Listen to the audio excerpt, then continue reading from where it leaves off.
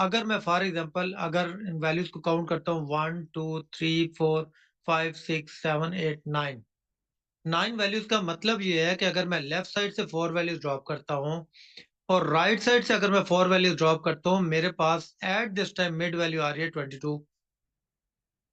ठीक है, तो मैं क्या कहूंगा जी, 22 is the middle value of given data, so median is 22। लेकिन मेरा आंसर ये रॉन्ग हो जाएगा, मेरा आंसर गलत हो जाएगा। हालांकि अगर देखा जाए तो कंसेप्ट के लिहाज से ये ठीक है, middle value of given data. असल में हमारा कंसेप्ट सही है लेकिन इनकम्प्लीट है। कंसेप्ट कंप्लीट कब होगा? कंसेप्ट कंप्लीट होता है middle value of given data after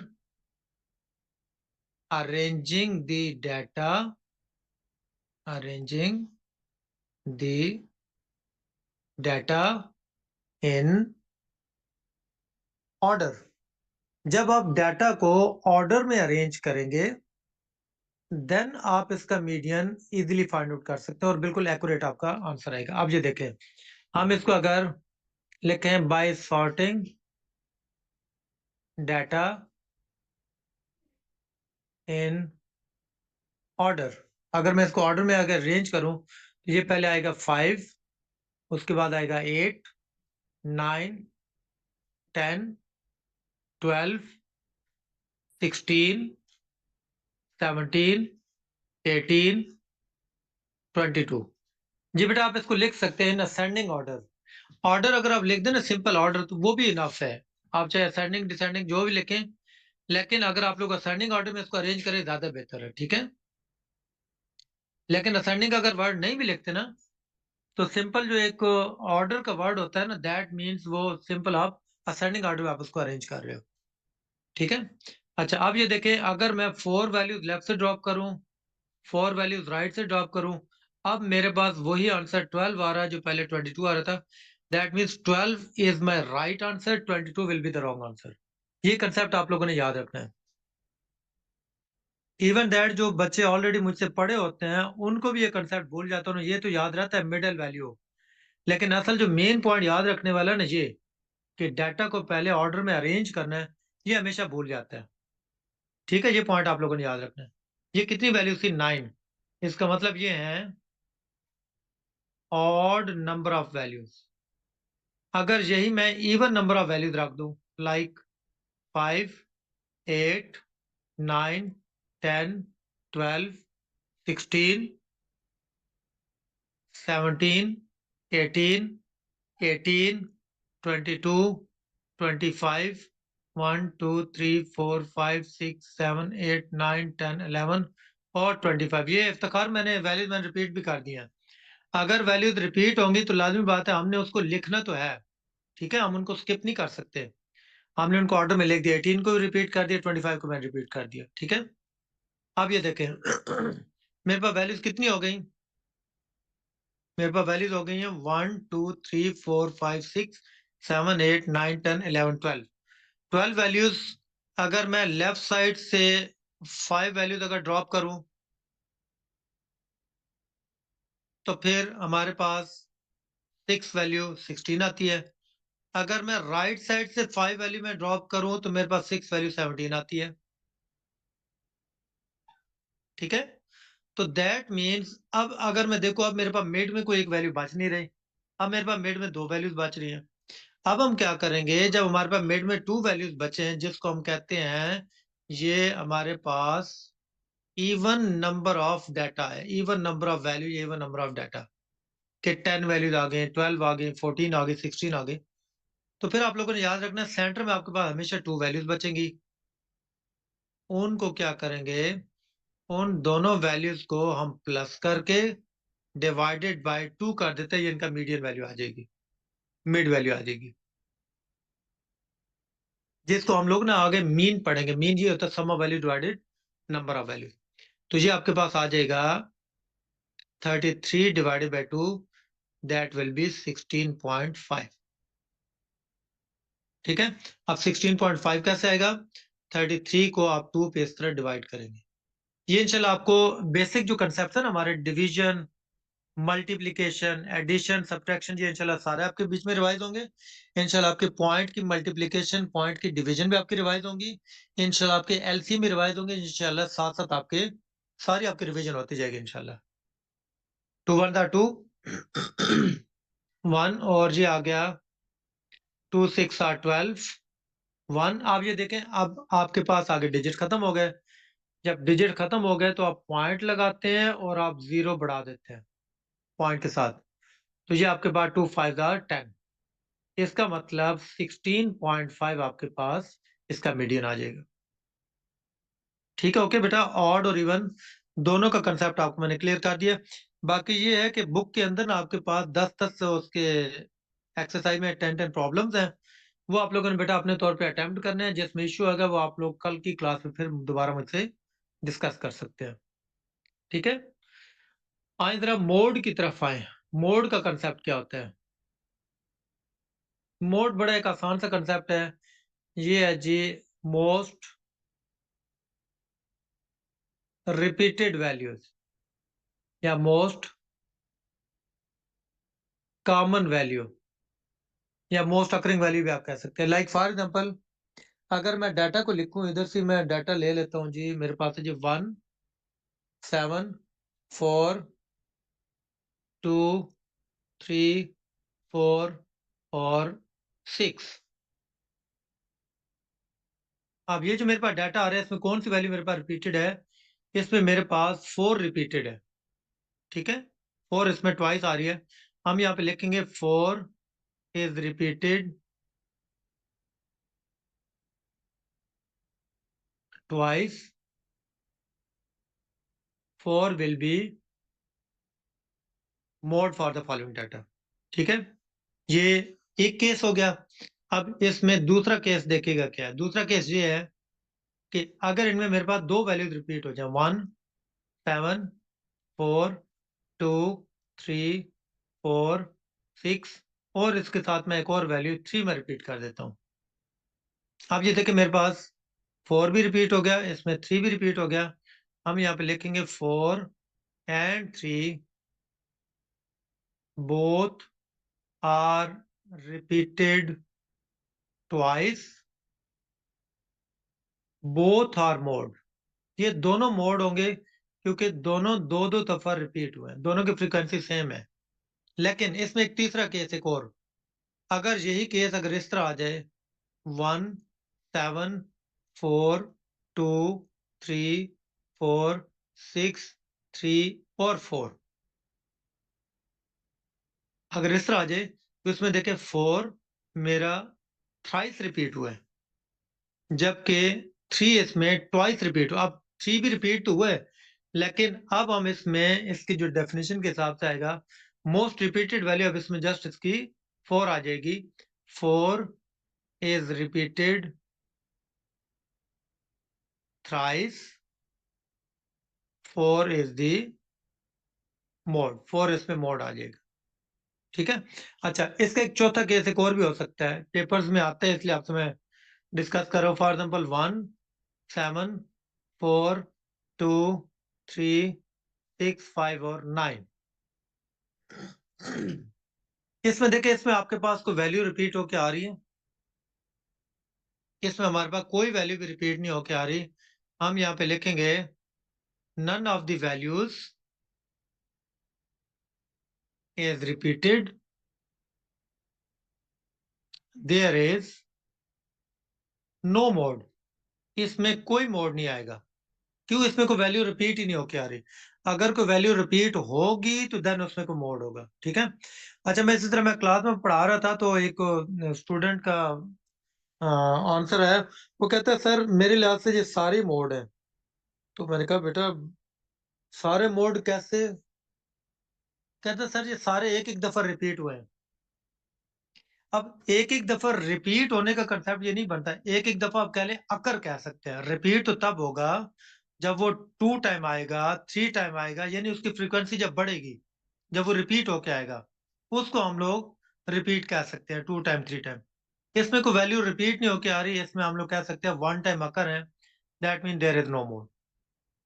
ठीक है, ओके। हैदर एग्जैक्टली बेटा मैं आप लोगों को बताऊंगा साथ साथ कि आप लोग पेपर में कैसे आप लोग आंसर को लिखोगे, वो भी इंशाल्लाह मैं आपको साथ साथ गाइड करूंगा इंशाल्लाह। ठीक है, 5 नंबर के हिसाब से ना, मैं इंशाल्लाह आपको बकायदा हेडिंग्स के साथ आपको सिखा दूंगा 1-2 क्लासेस के बाद आपको। ठीक है, डोंट वरी। अच्छा, उसके बाद हमारा कंसेप्ट आता है जी मीन। मीन को एवरेज भी कहते हैं, जो आज हमारा मेन चैप्टर आएगा। ठीक है, मीन का कंसेप्ट क्या होता है? Mean equals to sum of values divided by number of values. बेटा जी आप लोगों ने ये नहीं फील करना कि सर आप बड़ी स्पीड में पढ़ा रहे हैं। बेटा जी असल में कंसेप्ट है ही शॉर्ट शॉर्ट बिल्कुल। अभी जब हम एवरेज पे जाएंगे ना, बिल्कुल बेटा जी हमारी स्पीड स्लो हो जाएगी। क्यों? एवरेज में आगे आपकी वेरिएशन आएंगी, आपके डिफरेंट वेज में क्वेश्चन आएंगे, डिफरेंट वेज के आपकी स्टेटमेंट्स आएंगी, इनमें सारी एक जैसी स्टेटमेंट है। इसलिए मैं आप लोगों को जस्ट एक एक एग्जांपल दे के आगे चलता जा रहा हूँ। ठीक है, मसलन मेरे पास है जी डाटा 2, 5, 4, 10, 14, 9 और 12। मेरे पास एक डाटा। अब इस डाटा में अगर मैंने मीन फाइंड आउट करना है तो क्या होगा? Mean is equal to sum of values divided by number of value. Number of value मतलब 1 2 3 4 5 6 7। 7 पे आपने इसको डिवाइड कर देना। अब यहाँ पे जैसे दिन की क्लास में मैं बता रहा था कि एक बच्चे ने क्वेश्चन किया, सर क्या कैलकुलेटर अलाउ होता है? तो मैंने कहा बेटा जी आप लोगों को 3 जगह पे कैलकुलेटर बिल्कुल अलाउ नहीं है। एक तो आपको एमपीटी में अलाउ नहीं है, एक आप लोगों को जीएसए के पेपर में अलाउ नहीं है, और एक बेटा जी इंशाल्लाह आपको क्लास में बिल्कुल अलाउ नहीं है। ठीक है ना, क्लास में तो कतई अलाउ नहीं है। आप लोग बैठे ऑनलाइन है, इसलिए मैं आप लोगों को बार बार ये कहूंगा कि बेटा जी आप लोगों ने कैलकुलेटर नहीं यूज करने। ऑन कैंपस तो बच्चे चलो मेरे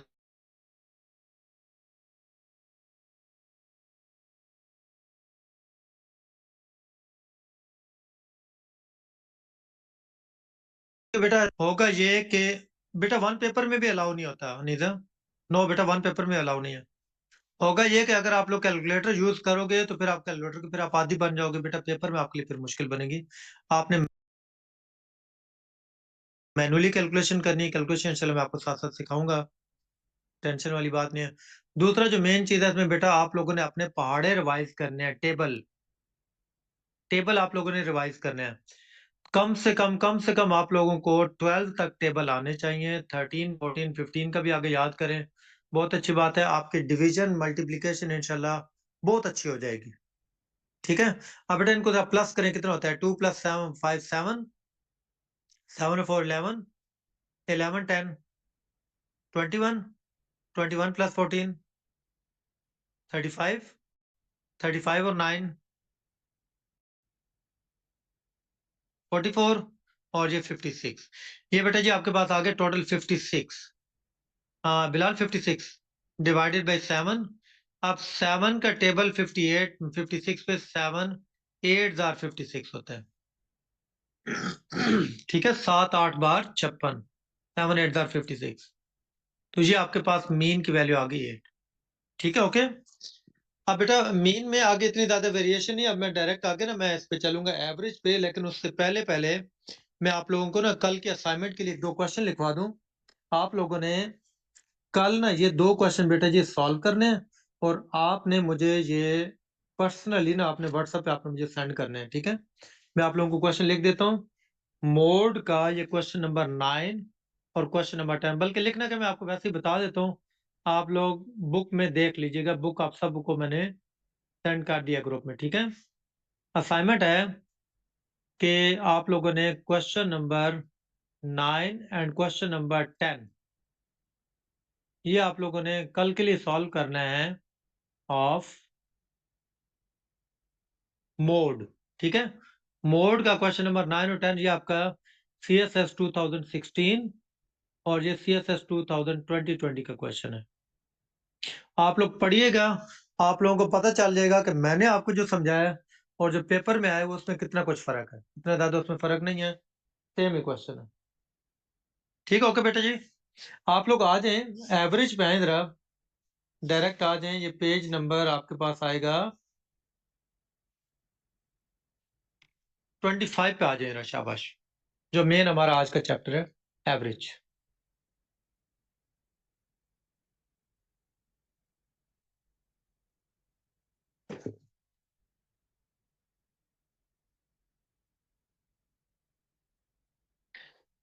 एवरेज, एवरेज का भी वही कंसेप्ट होगा जो आपको मैंने बताया। मीन का कंसेप्ट क्या है?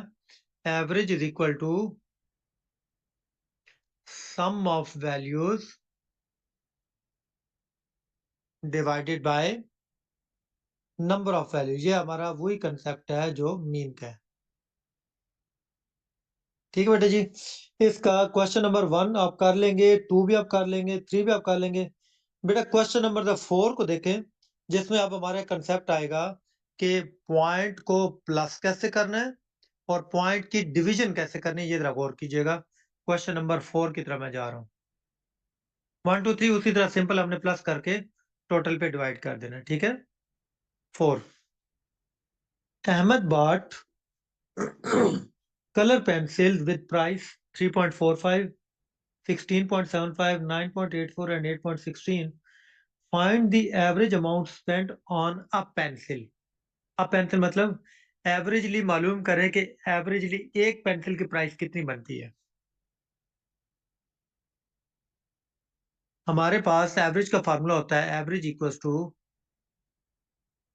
Sum of values divided by number of values. ये बेटा हमारा पूरे चैप्टर में मेन यही फार्मूला हमारा लगेगा। अब सम ऑफ वैल्यूज में हम लिख लेते हैं 3.45। और आप में से बेटा अगर कोई अर्ली सॉल्व कर लेगा ना, तो काइंडली बेटा आप लोगों ने वेट करना है, आप लोगों ने अर्ली आंसर नहीं करना, क्योंकि बेटा क्लास के अंदर ना सारे स्टूडेंट्स का लेवल एक जैसा नहीं होता। बेटा बीच में ना बहुत ज्यादा वीक भी स्टूडेंट्स होते हैं, जिनकी बेसिक बहुत वीक होती हैं। बेटा उनको थोड़ा सा टाइम लगता है कैलकुलेशन करते हुए। तो इसलिए जिनकी बेसिक्स अच्छी है, जिनकी कैलकुलेशन अच्छी है, या जिनका इंजीनियरिंग का बैकग्राउंड है, वो थोड़ा सा आप लोग वेट करेंगे, ताकि बाकी बीच में सारे सॉल्व कर ले। जब मैं पूछूं तब बेटा आप लोगों ने आंसर करना है। ठीक है, थैंक यू।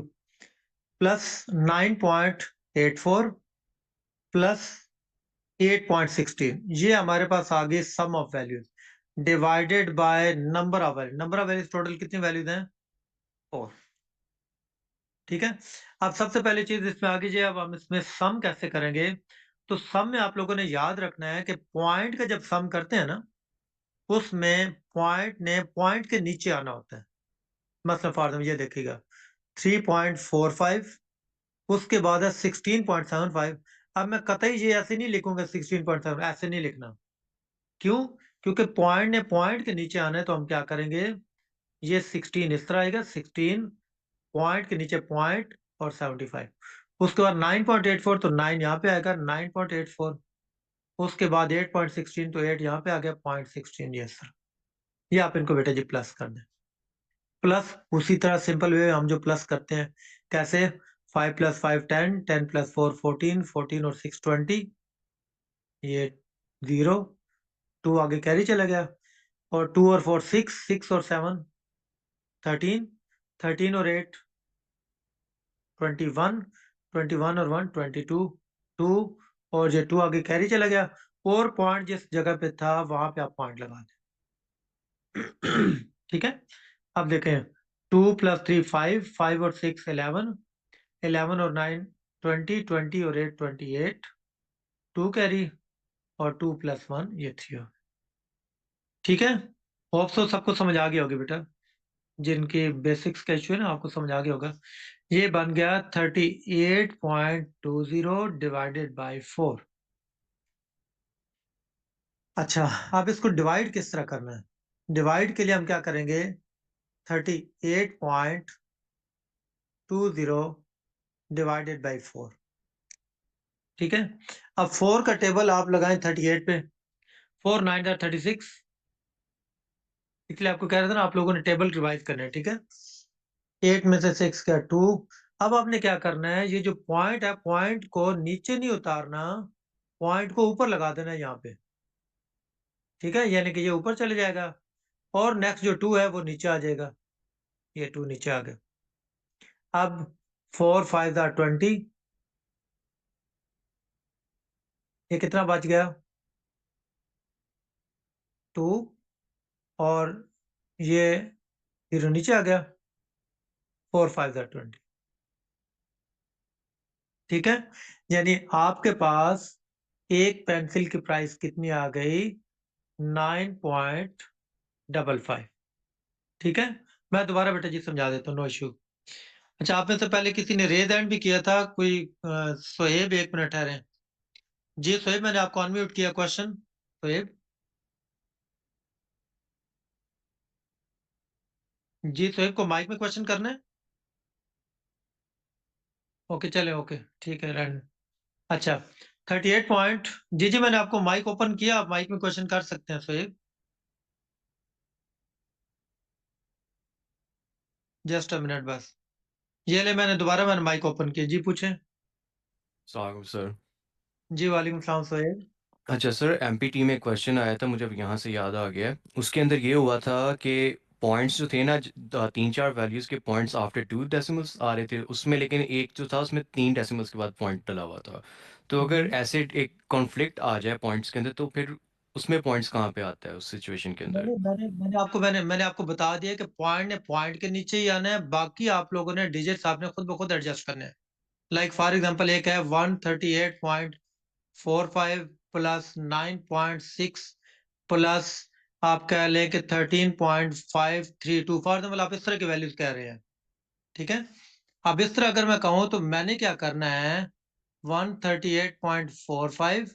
अब पॉइंट ने पॉइंट के नीचे आना है, बाकी 9.6 ये एडजस्ट हो जाएगा। उसके बाद 13.52 का मतलब ये है, ये 13 यहाँ पे आ गया पॉइंट, ये 532 ये इस तरह एडजस्ट हो गया। अब बाकी जहां जहां आपकी जगह को खाली बच रही है ना, वहां आप अपनी तरफ से 0 भी लगा सकते हैं। ये देखिए 0 0 0 0 0 0। आप मतलब अपनी कंफ्यूजन से अगर आप बचना चाहते हैं तो, अदरवाइज आप वैसे भी आप उनको प्लस माइनस आप कर सकते हैं। समझ आगे सोहेब? आई थिंक आपका ये क्वेश्चन होगा। ठीक है, क्योंकि अगर मैं राइट साइड पे अपनी तरफ से पॉइंट के बाद 0 लगाता जाऊं तो उसका कोई इश्यू नहीं है। राइट साइड पे 0 की कोई वैल्यू नहीं, पॉइंट के राइट साइड पे। ठीक है, शाबाश, गुड। अच्छा, हम लोग वो डिवीजन कर रहे थे।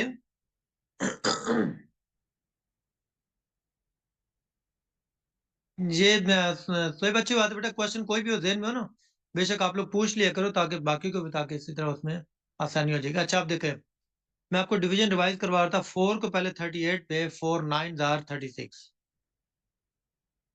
ठीक है, ये हमने 4 9 36 कर दिया। उसके बाद मैं क्या करता हूं, यहाँ पे 8 में 6 का 2 बच गया। अब ये जो पॉइंट है, पॉइंट को ऊपर लगा दें, 2 को नीचे उतार लें। 4 5 20, कितना बच गया? 2। ये 0 भी नीचे उतार लें, 4 5 20। ठीक है जी, जिन्होंने कहा था सर रिवाइज कर दें। Got it? अदनान ओके, शाबाश, राइट, गुड। अच्छा, हमारे पास ये एवरेज के एक पॉइंट वाला क्वेश्चन था। उसके बाद क्वेश्चन नंबर 6 तो ट्राई करें जरा। शाबाश, 6 का आंसर क्या आ रहा है? फिर 7 से एक्चुअल में हमारे जो technique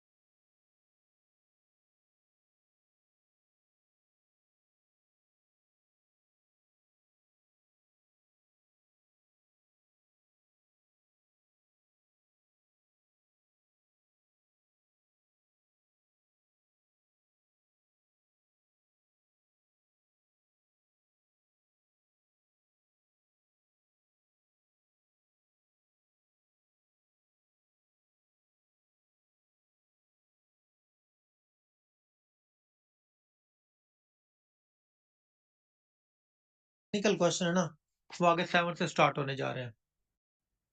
question number 6।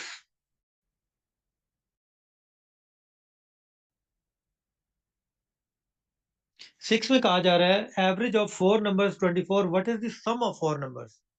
Average equals to sum of values divided by number of values. अच्छा बेटा, अगर आप में से किसी ने हार्ड में बुक मंगवानी तो वो मुझे मंगवा सकता है। आज भी मैंने कुछ बुक्स भेजी थी बच्चों को, तो अगर किसी ने मंगवानी है तो मुझे बता दीजिएगा, ठीक है? क्योंकि सॉफ्ट में पढ़ना थोड़ा सा मुश्किल हो जाता है। हार्ड बुक आपके पास सामने जब पड़ी होती है ना, उसमें ये है कि उसके ऊपर ही आप नोट्स वगैरह भी आप बना सकते हो बेटा, वो पढ़ने में बड़ी आसानी रहती है। और खास तौर पे बेटा एबिलिटी की बुक तो आपके पास हार्ड में जरूर होनी चाहिए, ठीक है? जिस किसी ने मंगवानी हो क्लास के बाद फिर बेशक मुझसे कांटेक्ट कर लीजिएगा। अब ये कहते हैं कि एवरेज ऑफ 4 नंबर इज 24। देखें, एवरेज 24 है, नंबर्स कितने हैं 4, ये नंबर ऑफ वैल्यू 4 आ गए। What is the sum of 4 numbers? ये सम कितना होगा, ये आप लोगों ने फाइंड आउट करना है। क्या करें? 4 सिंपल उधर जाके मल्टीप्लाई हो जाएगा, इधर डिवाइड है, उधर जाके आप लोग मल्टीप्लाई कर दें, ठीक है? तो ये 24 into 4 is equal to sum would be equal to 96, ठीक है? ये एक सिंपल सा क्वेश्चन था, यानी कि अगर हमें फार्मूला आता है तो फिर कोई इश्यू नहीं है। अब बेटा क्वेश्चन नंबर 7 से असल आपके टेक्निकल क्वेश्चन अब स्टार्ट होने जा रहे हैं। आइएगा 7 की तरफ। तो आगे भी आपकी वेरिएशन आएगी काफी ज्यादा। 7 में कहा जा रहा है the product of 4 numbers 3, 4, 5 and x is 480. What is the average of 3, 4, 5 and x? ठीक है? अब ये क्वेश्चन में ये कहा जा रहा है कि product of 3, 4, 5 and x is 480। Product का मतलब क्या होता है? मल्टीप्लीकेशन, यानी कि मैथ्स में अगर प्रोडक्ट हम कहें तो वो मल्टीप्लीकेशन को कहते हैं, ठीक है? यानी कि हमारे पास क्वेश्चन ये है कि अगर मैं 4 नंबर्स हैं 3, 4, 5 और x, अगर इनका मैं प्रोडक्ट आपस में कर दूं, इनको अगर मैं मल्टीप्लाई करूं, तो दैट इज इक्वल टू 480। ये 480 के इक्वल है इनका प्रोडक्ट। प्रोडक्ट को उर्दू में कहते हैं हासिल ज़रब, ठीक है? अब क्वेश्चन ये है what is the average of 3, 4, 5 and x? इन्हीं 4 नंबर्स की एवरेज क्या होगी? तो एवरेज का फार्मूला होता है average equals to sum of values, आप इन वैल्यूज को सम कर दें, divided by number of values, आप इनको 4 पे डिवाइड कर दें, और ये आप लोगों ने फाइंड आउट करनी है। या इसको इक्वेशन नंबर 2 अगर मैं रखूं, ये आपने फाइंड आउट करनी है। ये आपको इक्वेशन नंबर 1 गिवन है, ठीक है? अब ये आप क्वेश्चन नंबर 2 जो एवरेज है, ये आप तब तक नहीं फाइंड आउट कर सकते जब तक आपके पास ये x की वैल्यू नहीं होगी। x की वैल्यू होगी, आप इधर पुट करेंगे, 3, 4 और 5 में वो वैल्यू प्लस हो के देन वो 4 पे डिवाइड हो सकती है। तो x की वैल्यू हम फाइंड आउट करेंगे इक्वेशन नंबर 1 से। किस तरह? 3 4 दार 12, 12 5 दार 60, ठीक है? ये आपके पास आ जाएगा 3 4 दार 12, 12 5 दार 60, 60x। तो 60x इज इक्वल टू हमारे पास आ जाएगा 480। 60x is equal to 480। अब ये देखें 60x के साथ क्या हो रहा है, ये एक्चुअली में मल्टीप्लाई हो। देखिए याद रखिएगा, अगर किसी भी, ये देखिए किसी भी वेरिएबल और इंटीजर के दरमियान अगर तो मल्टीप्लाई आ जाए ओके है, ठीक है, लेकिन अगर उनके दरमियान मल्टीप्लाई नहीं आ रहा ना, ये इस तरह लिखा है 60x, दैट मीन्स इनके दरमियान मल्टीप्लाई है, अगर कोई साइन दरमियान में ना हो, ठीक है? तो ये 60x आ गया। अब 60x के साथ मल्टीप्लाई हो रहा है, दूसरी साइड पे जाके 480 के नीचे 60 डिवाइड हो जाएगा, ठीक है? आप लोगों ने बेटा याद रखना है, इक्वेशन की हमेशा 2 साइड्स होती हैं, एक होती है लेफ्ट हैंड साइड, एक होती है राइट हैंड साइड। जिनकी बेसिक्स वीक है वो अच्छी तरह गौर से जरा समझिएगा। अगर कोई वैल्यू हो लेफ्ट साइड पे प्लस है, तो वो राइट पे जाके माइनस हो जाती है। अगर कोई वैल्यू माइनस है, तो वो राइट साइड पे जाके प्लस हो जाती है। अगर कोई वैल्यू मल्टीप्लाई है, तो वो राइट पे जाके डिवाइड हो जाती है, और अगर कोई वैल्यू डिवाइड हो रही है तो वो राइट पे जाके मल्टीप्लाई हो जाती है, यानी उनके साइन चेंज हो जाते हैं, यानी प्लस और माइनस आपस में उलट होते हैं। ठीक है, इसी तरह मल्टीप्लाई और डिवाइड आपस में उलट होते हैं। ठीक है, अब ये देखें, मैं इनके एरो ना दोनों तरफ बना देता हूं। दोनों तरफ एरो का मतलब क्या होता है कि जरूरी नहीं है कि सिर्फ और सिर्फ वैल्यू लेफ्ट से राइट पे जाए, राइट साइड से लेफ्ट पे भी आ सकती है। लाइक फॉर एग्जाम्पल आप ये क्वेश्चन देखिए कि जो आपने जो सॉल्व किया था, ये राइट साइड पे डिवाइड में था ना 4, हमने सम निकालना था, ये 4 उधर जाके लेफ्ट साइड पे जाके मल्टीप्लाई हो गया क्यों, इधर डिवाइड हो रहा था। ठीक है, इसी तरह अब ये जो 60 है ये x के साथ मल्टीप्लाई हो रहा है, ये 60 दूसरी साइड पे जाके 480 के नीचे डिवाइड हो गया। क्यों, अगर एक साइड पे मल्टीप्लाई है तो दूसरी साइड पे जो जाके डिवाइड हो जाएगा। ठीक है बेटा, आप में से किसी का क्वेश्चन है कि सर हमने इसको मल्टीप्लाई क्यों किया? HRK मल्टीप्लाई हमने इसलिए किया है क्योंकि हमें क्वेश्चन में ये बोला गया था 4 नंबरों का प्रोडक्ट, प्रोडक्ट का मतलब मल्टीप्लाई होता है। ठीक है, ये x की वैल्यू आ जाएगी 0 0 कैंसिल, 6 8 जार 48, x की वैल्यू आ गई 8। ये जो x की वैल्यू आई है इसको आप पुट करेंगे इक्वेशन नंबर 2 में, पुट इन इक्वेशन 2, ये आपकी वैल्यू यहाँ पे पुट हो जाएगी x की जगह यहाँ। ठीक है, तो आपका आंसर कितना आ जाएगा? एवरेज इज इक्वल टू 3, इसको बल्कि मैं यहाँ और किसी जगह में सॉल्व कर देता हूँ, मैं यहाँ पे इसको मैं सॉल्व कर देता हूँ। ये आ जाएगा average is equal to 3 plus 4 plus 5 plus x की जगह ये क्या आ जाएगा? 8 डिवाइडेड बाय 4। ठीक है, तो ये आ जाएगा बेटा आपके पास 20 divided by 4 that is equal to 5। ये इनकी एवरेज आ गई। मुझे बताइएगा क्या सबको समझ आ गई? कोई ऐसा स्टूडेंट बेटा जिनको ना समझ आई हो? ओके, क्लियर टू ऑल बेटा जी? शाबाश। ठीक है, शाबाश बेटा। एवरेज हमारा CSS 2021 में आ चुका है, ठीक है ना? अभी एक तो मैंने आप लोगों को मीन मीडियन मॉड का क्वेश्चन दिया ना असाइनमेंट के तौर पे। बेटा अभी एवरेज का जो CSS का क्वेश्चन है 2020 वो भी इंशाल्लाह आज मैं आपको असाइनमेंट के तौर पे दूंगा। क्योंकि पहले मेरी ये कोशिश होगी कि जो पास्ट पेपर्स के क्वेश्चन है ना, वो बेटा पहले आप लोगों ने अपने तौर पे अटेम्प्ट करना, आपको पता चले कि भाई सर ने हमें चैप्टर में क्या कुछ करवाया और पास्ट पेपरों में क्या कुछ आया हुआ है। ठीक है, ओके बेटा। डिवीजन में आगे और भी बेटा एग्जांपल आएंगे, मैं आपको साथ साथ समझाता जाऊंगा। डिवीजन में बेटा जब आप पॉइंट लगाते हैं ना, पॉइंट के साथ फिर आप जीरो बढ़ा देते हैं। ठीक है, पॉइंट की वजह जीरो बढ़ाते हैं। 8 नंबर क्वेश्चन देखें क्या कहता है। क्वेश्चन नंबर 8 में है, if the average of three numbers is v, if one of the number is z and another is y, what is the remaining number? Question है, अगर 3 नंबरों की एवरेज हो v, हम यहाँ पे फार्मूला इसका लिख लेते हैं। मेन चीज है कि आपको फार्मूला याद होना चाहिए।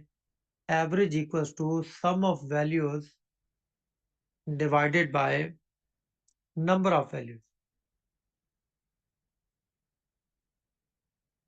बेटा देखें, क्वेश्चन है average of 3 number is v। देखें एवरेज v है, कितने नंबर? 3 नंबर, ये 3 आ गया। ठीक है, ओके। अब वो कहता है if one of the number is z, अगर इन 3 में से एक नंबर z हो, अनदर इज y, अगर सेकंड दूसरा नंबर y हो, what is the remaining number? तीसरा नंबर क्या होगा? तीसरे नंबर को हम लेट कर लेते हैं, let the third remaining number is x। मैंने तीसरे नंबर को x लेट कर लिया। ठीक है, अब एक्चुअल में मुझे यहां से x की वैल्यू फाइंड आउट करनी है। अब x की वैल्यू कैसे फाइंड आउट होगी? सबसे पहले इनके नीचे जो बटन में 3 आ रहा है ना, 3 को उस साइड पे जाके v से मल्टीप्लाई कर दें, क्योंकि इधर डिवाइड हो रहा है। ये आ जाएगा 3 multiplied by v, right side पे रह गया z plus Y plus X. ठीक है, 3 उस साइड पे जाके मल्टीप्लाई, ये हो गया 3v is equal to z plus Y plus X. बेटा आपको x की वैल्यू चाहिए। अब x की वैल्यू फाइंड आउट करने का मतलब ये है कि x के साथ जो भी वैल्यूज आ रही हैं उसको दूसरी तरफ ले जाओ। अब x के साथ क्या कुछ आ रहा है, एक बेटा जी इसमें y प्लस हो रहा है और एक इसमें z प्लस हो रहा है। ये जो y और z है दोनों इस साइड पे आ जाएंगे। देखिए z भी इधर आके माइनस हो गया, y भी इधर आके माइनस हो गया, उधर x अकेले रह गए और ये आपकी x की वैल्यू आ गई, x is equal to 3v minus v minus Y. यानी जो तीसरी वैल्यू यहाँ पे आनी चाहिए ना, यहाँ पे एक्चुअल में क्या आनी चाहिए, यहाँ पे आनी चाहिए 3v minus v minus Y, जी आनी चाहिए थर्ड वैल्यू। ठीक है, okay, clear clear to all, समझ आ गई, शाबाश। बेटा जी मुझे क्वेश्चन नंबर 9 तो करके दें, शाबाश, खुद सॉल्व करें, सारे लोग खुद अटेम्प्ट करें, शाबाश। 9 को बेटा अटेम्प्ट करें, शाबाश, उसमें भी इसी तरह की इक्वेशन है।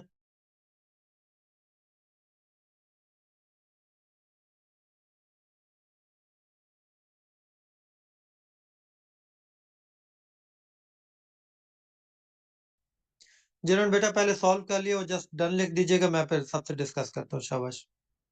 ये आगे सॉल्व नहीं हो गया इफ्तिखार, देखो ना, एक 3v अलहदा है, z अलहदा है, y अलहदा है। सॉल्व तब होता जब बाकी वैल्यूज भी v के फॉर्म में होती हैं, वेरिएबल हमेशा सेम हो तब सॉल्व होते हैं।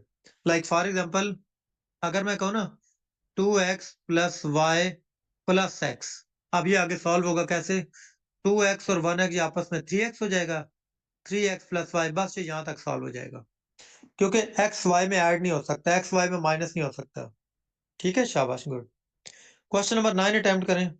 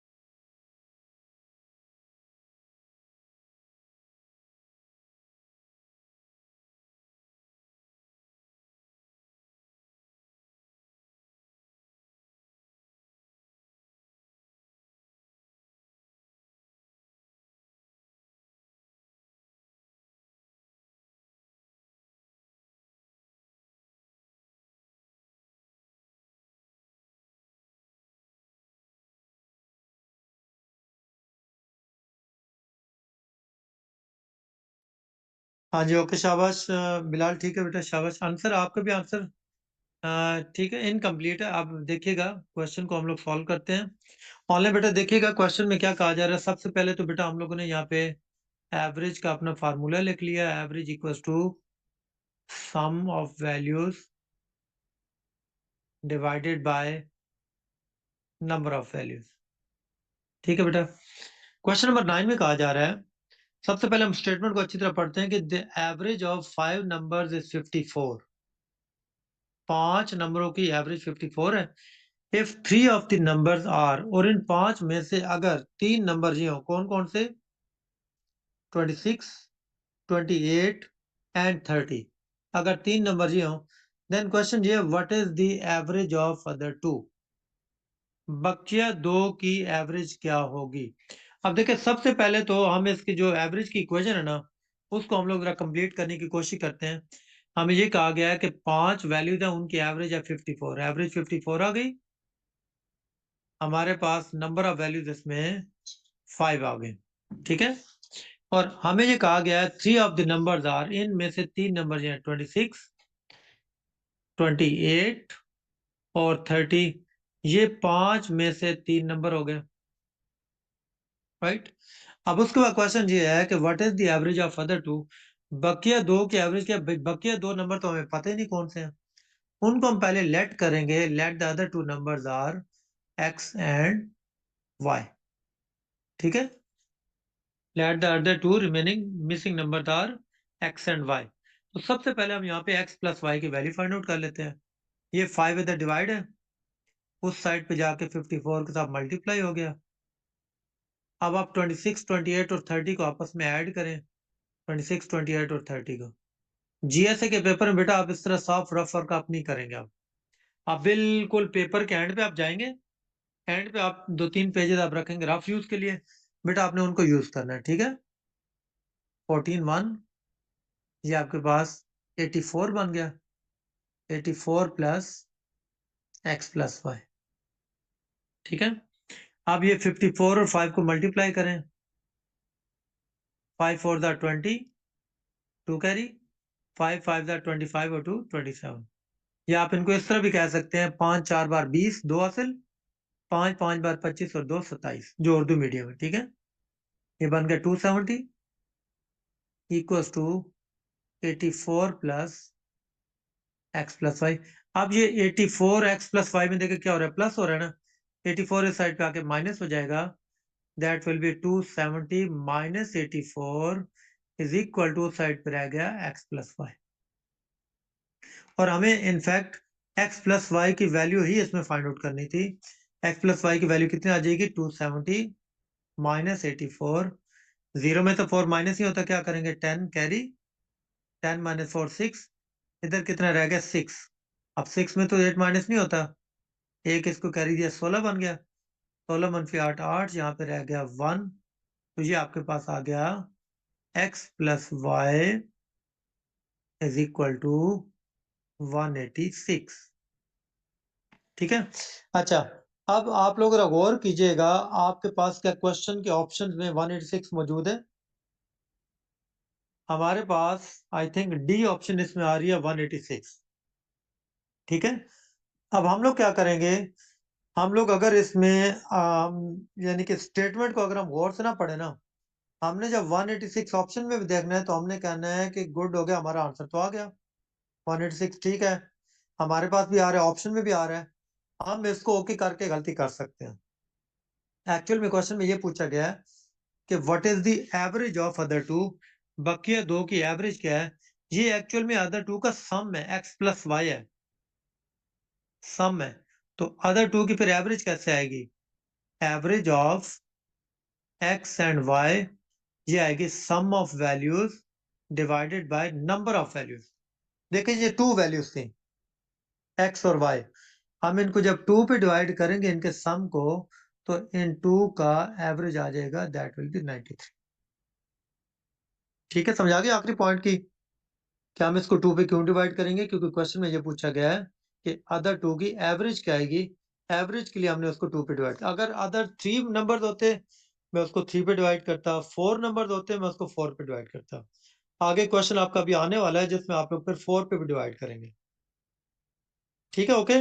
बेटा क्वेश्चन नंबर 9 होप तो आपको समझ आ गया होगा, मुझे क्वेश्चन नंबर 10 सॉल्व करके दें। सेम टू सेम यही कंसेप्ट है।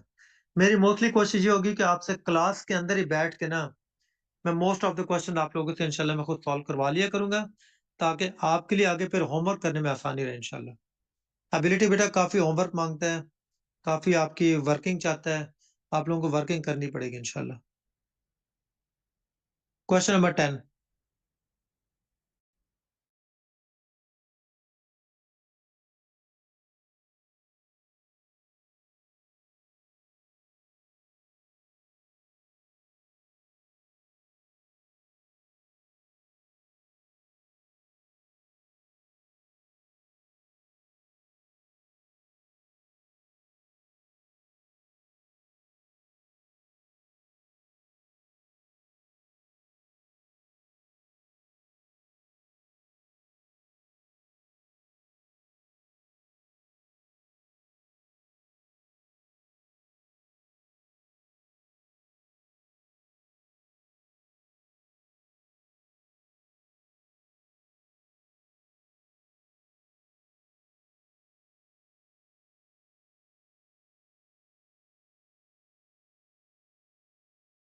जी सोएब,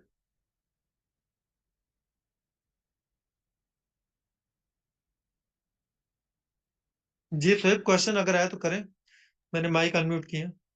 अच्छा सर, मुझे अब वो थोड़ा सा, सॉरी आपको तंग कर रहा हूँ, मुझे अब वो ना थोड़ा सा सानिया एमपीटी ज़्यादा याद आ रहा है। उसके अंदर ना हमारे पास क्वेश्चंस काफ़ी सारे आए हुए थे एवरेज के अंदर। हम्म। और एवरेज के अंदर जो क्वेश्चंस आए हुए थे वो लाइक थोड़े से ऐसे थे कि लाइक जियोमेट्री के अंदर एवरेज थी और इस तरह की एवरेजेस थी। तो अच्छा अच्छा, आपको क्या एवरेज का तो कंसेप्ट है ना, एवरेज का हम्म कंसेप्ट, परसेंटेज का कंसेप्ट और रेशियो का कंसेप्ट, ये आगे भी आपके डिफरेंट कंसेप्ट के अंदर आपके मर्ज हो जाते हैं। लाइक एज प्रॉब्लम है, एज प्रॉब्लम के अंदर वो एवरेज का कंसेप्ट पूछता है। एज प्रॉब्लम के अंदर परसेंटेज रेशियोज के कंसेप्ट पूछता है। ज्योमेट्री के अंदर रेशियोज परसेंटेज एवरेज के कंसेप्ट को पूछता है, क्योंकि ये होते हैं आपके बेसिक कंसेप्ट होते हैं। वो आगे जो आपके हम्म। लेंथी कंसेप्ट आते हैं ना, उनके अंदर वो इसके वो क्वेश्चन फिर बना के आपको दे देते होता है। आगे आपके आएंगे क्वेश्चन इंशाल्लाह सर मेरा डिफरेंटली। जी जी मेरा असल में क्वेश्चन ये है कि आपको क्या लगता है कि जैसे इन्होंने एमपीटी में जो हमारे साथ किया था, क्या जीएसए के पेपर के अंदर मैथ्स उस तरह की डिफिकल्ट आ सकती है अगर हम ट्रेंड्स को फॉलो करें एमपीटी के? देखें देखें, मैंने आपका ये क्या पहले, इसके ऊपर? मैं बच्चों को मैंने बताया था कि ये एमपीटी के अंदर उन्होंने जो मैथ जो दिया है ना टफ, सिर्फ मैथ नहीं, बाकी भी आपके सब्जेक्ट, इंग्लिश भी आती था, इस्लामिक स्टडी उर्दू भी था। मैथ का तो पेपर मेरे पास नहीं आया था बहरल। तो असल में देखें, पहले एक खपत आती थी, बच्चे आते थे, कोई तकरीबन स्ट्रेंथ आती थी कोई 20 22 23। बेटा अब बच्चे आने लग गए हैं 40 45,000 तक, अब बच्चे अब आने लग गए हैं। अब लाजमी बात है, उन्होंने एमपीटी में उन्होंने दोबारा स्क्रीन करके उनको दोबारा फिर से वही 2022 तक उन्होंने लाना था। इसलिए वो उस लेवल को ना वो और ज्यादा वो मजीद वो टफ करते जा रहे हैं वो। लेकिन जो आपका जीएसए है, जीएसए के अगर आप पास पेपर आप देखे हैं, आपको बेटा सारा कुछ आपका सेम टू सेम वही आ रहा है। अब आप देखें ना 2023 और 2024 के पेपर का अगर आप कंपैरिजन आप करें ना, तकरीबन तकरीबन तकरीबन तकरीबन इसमें 50 60% सेम टू सेम पेपर आपका 23 वाले ही पेपर आपका रिवाइज हुआ पड़ा है 24 में।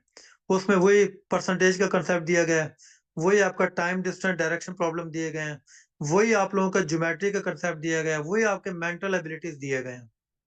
तो जीएसए को आप एमपीटी से आप रिलेट आप इस तरह नहीं कर सकते, क्योंकि आप तो जो स्टूडेंट्स ने आए हो ना ये क्लियर करना तो क्लियर कर चुके हैं।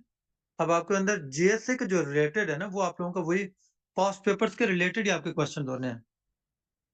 ठीक है, समझ आ गई? ओके, वो तो जस्ट उन्होंने स्क्रीन आउट करना था, इसलिए उन्होंने पेपर टफ उन्होंने इसलिए लगाया था। हाँ जी, question number 10 okay, clear to all? बताइएगा। 80 शाबाश, very excuse good. Me sir, जी जी, हाँ जी हाँ जी। सर ये स्लाइड बाद में शेयर कर लें प्लीज। क्या कह रहे हैं क्लिक? हेलो सर, ये स्लाइड फिर शेयर कर ले हमारे साथ। नहीं नहीं नहीं, ये देखे चल रही है ना? जी सर जी। वो जी मैं सर, खुद, जी सर। सर मैं कह रहा हूँ शेयर कर ले फिर बाद में। नहीं नहीं नहीं, वो शेयर हो जाएगी, शेयर हो जाएगी। Okay sir, thank you. Okay okay, don't worry, share हो जाएगी, नो प्रॉब्लम। ठीक है, ये बेटा बाद में आपको शेयर हो जाएगी, डोंट वरी। अच्छा, क्वेश्चन नंबर 10 जरा देखिएगा, 10 क्या कहता है? 10 में कहता है the average of 5 numbers is 34 if 3 of the numbers are 28 30 and 32, what is the sum of other two? अब इसमें आप लोगों ने सम फाइंड आउट करना है। ठीक है, हमारे पास वही कंसेप्ट है, average is equal to sum of values divided by number of values. Average आपके पास 34 है, नंबर ऑफ वैल्यूज 5 है, सम आपके पास है 28 30 और 32, और अदर टू नंबर्स आपके पास एक्स और वाई हैं। ठीक है, ओके। अच्छा, अब ये देखें 34 के साथ ये 5 उधर जाके मल्टीप्लाई हो जाएगा, और 28 30 और 32 को आपस में प्लस करेंगे, ये होगा 90 प्लस एक्स प्लस वाई। ये आपके पास 34 को 5 से मल्टीप्लाई करेंगे तो 170, 90 इधर आके माइनस हो जाएगा, एक्स प्लस वाई के हमारे पास वैल्यू आ जाएगी 80। ठीक है, X plus Y that is equal to 80।